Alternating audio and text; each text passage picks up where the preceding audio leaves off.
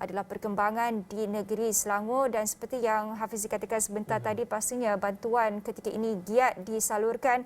Dan untuk itu mungkin kita akan bersama dengan seorang sukarelawan, Muhammad Khairul Anwar Misnan. Selamat pagi Encik Khairul.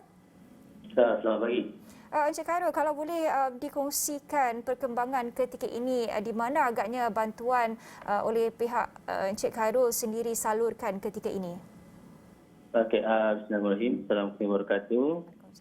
Jadi alhamdulillah setakat ni untuk hari ini kita memfokuskanlah kepada SMK Sungai Manggis di PBS SMK Sungai Manggis untuk membantu keluarga-keluarga dan juga inilah masa banjir yang sedang inilah macam itu.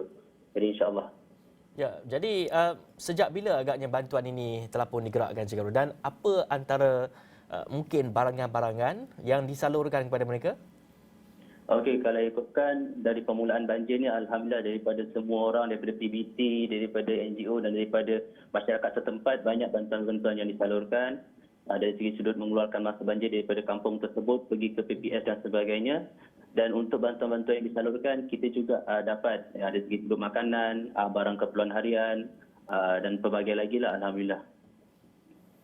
Ya, Encik Khairul, ketika ini mungkin kalau boleh kongsikan apa agaknya cabaran kalau kita lihat daripada Sabtu lepas, pastinya air itu agak tinggi menyukarkan keadaan ataupun menyukarkan saluran bantuan itu, tetapi ketika ini apa cabaran yang dihadapi pihak Encik Khairul sendiri untuk memastikan bantuan itu segera tiba kepada mangsa-mangsa yang terjejas ini?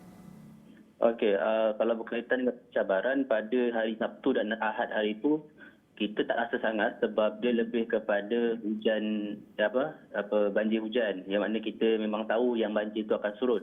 Tapi yang ini kita faham yang dia banjir ni adalah banjir termenung seperti yang dimaklumkan tadi, banjir termenung. Jadi ianya sukarlah kita nak tentukan naik dan turunnya, lepas tu deras tak deras dan sebagainya. Jadi untuk menyelamatkan masa banjir pun kita perlu mengambil kiralah faktor-faktor tersebut. Dan juga kita pun sekarang disebabkan macam PPS dekat Bukit Canggang pun apabila air sudah naik dan sebagainya, jadi terpaksa dipindahkan ke PPS Sungai Manggis dan sebagainya. Jadi itu merupakan salah satu cabaran juga lah, sebab kita nak memikirkan macam mana kita nak menjaga kebajikan dan macam mana kita nak menjaga keselamatan masa-masa banjir yang dibawa daripada satu tempat atau tempat yang lain lah, insya-Allah. Itu saja.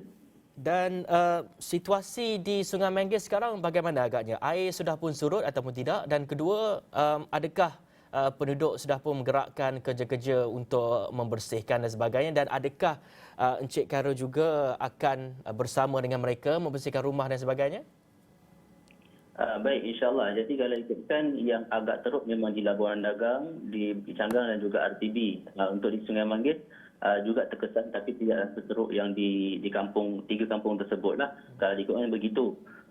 Untuk nak bergerak tu setakat ni saya belum nampak lagi kita punya nak bergerak, sebab tengok pada keadaan semasa belum mengizinkanlah, insya-Allah. Dan insya-Allah juga kami akan menunggu waktu surut, kalau dah elok dan sebagainya, barulah kami akan masuk untuk membuat pembersihan dan sebagainya, insya-Allah. Dan di kawasan PPS Sungai Manggis juga setakat ni kita ada jugalah yang baru datang dan juga yang dah lama datang. Jadi kita fokuskan pada itu terlebih dahulu untuk memberikan bantuan kepada masa banjir, insya-Allah. Encik Khairul, pastinya Encik Khairul bukanlah keseorangan ataupun ada satu kumpulan sahaja yang berada di Sungai Manggis itu. Saya pasti rakan-rakan dan juga masyarakat umum secara amnya turut menggerakkan bantuan ke seluruh negara. Mungkin Encik Khairul boleh kongsikan di mana kawasan tumpuan yang amat memerlukan bantuan ketika ini, selain daripada kita tahu Seri Muda itu sendiri, dan mungkin ketika ini Bukit Canggang juga menjadi fokus utama untuk menyalurkan bantuan di seluruh negara. Negeri mana kita tahu Pahang juga terjejas, apa agaknya bentuk bantuan yang amat diperlukan ketika ini?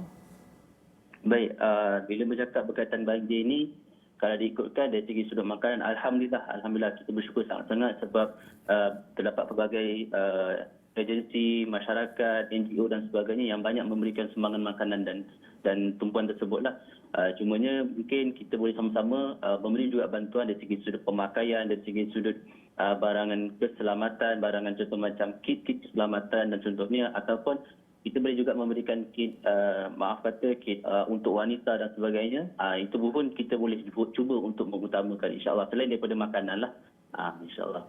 Dan mungkin Cik Carol boleh menerangkan sedikit bagi masyarakat. Kita tahu masyarakat Malaysia ini sangat prihatin. Mereka nak menyumbangkan barang-barangan mereka dan juga dana kewangan dan sebagainya. Bagaimana agaknya pada ketika ini? Pertama adalah dari segi apa yang Syazwani katakan tadi, dari segi jenis bantuan, dan mungkin ada barang-barang yang secara spesifik yang amat diperlukan oleh mangsa-mangsa di sana. Dan kedua, bagaimana sebenarnya masyarakat di luar sana mereka nak menyumbang ni tapi mereka tak ada channel, mereka tak ada saluran untuk salurkan kepada mereka. Adakah Encik Carol juga bersama dengan organisasi Encik Carol ada mengutip derma dan sebagainya? Okey, baik. InsyaAllah. Kalau diikutkan di PPS dan sebagainya, kita memfokus banyaklah yang kalau nak bagi sumbangan ni elok-eloknya lah kepada JKM ataupun kepada mana-mana NGO yang memang menyalurkan bantuan di tempat tersebut lah, macam itu. Jadi itu yang boleh difokuskan dan sepatutnya begitulah. Maksudnya nak bagi bantuan tu kalau boleh melalui mungkin daripada badan-badan NGO ataupun sebagainya. Kalau sendirian ni boleh. Cumanya benda tersebut kita nanti jadi macam kat situ terlampau banyak sangat. Contoh terlampau banyak pampers, terlampau banyak barangan ini dan sebagainya. Macam itulah. Encik Carol, pastinya sekiranya ada yang ingin menggerakkan bantuan lagi, mungkin Encik Carol boleh kongsikan beberapa kawasan yang masih kekurangan dari segi bentuk bantuannya ataupun jumlah sukarelawan yang ingin turun padang ke sesuatu tempat itu. Jadi mungkin ada beberapa kawasan lain yang menjadi fokus yang perlu digerakkan dengan lebih cepat sekali. Baik. Untuk bantuan-bantuan tersebut, setakat ni kalau sebab kami pun tak tahu lagi keadaan semasa di dalam Labuhan Dagang, Sungai Labuhan Dagang, Bukit Canggang dan juga RTB. Kami tidak tahu keadaan semasa. Jadi kami tidak tahu macam mana adakah sesuai atau tidak nak bantu di dalam ataupun tidak. Itu kita serahkanlah kepada pihak berkuasa, pada pihak Roma dan sebagainya untuk menentukan macam mana dan sebagainya. Cuma dari segi sudut di PPS, sebab saya ni berada di luar, maksud saya bantu dari segi sudut luar lah untuk bajikan dan sebagainya. Jadi memfokuskan kepada pemberian sumbangan itu je lah yang boleh saya fokuskan sekarang. Untuk sukarelawan di dalam, buat masa sekarang kita tak boleh nak risiko lah sebab kita tak tahu keadaan di dalam tu macam mana.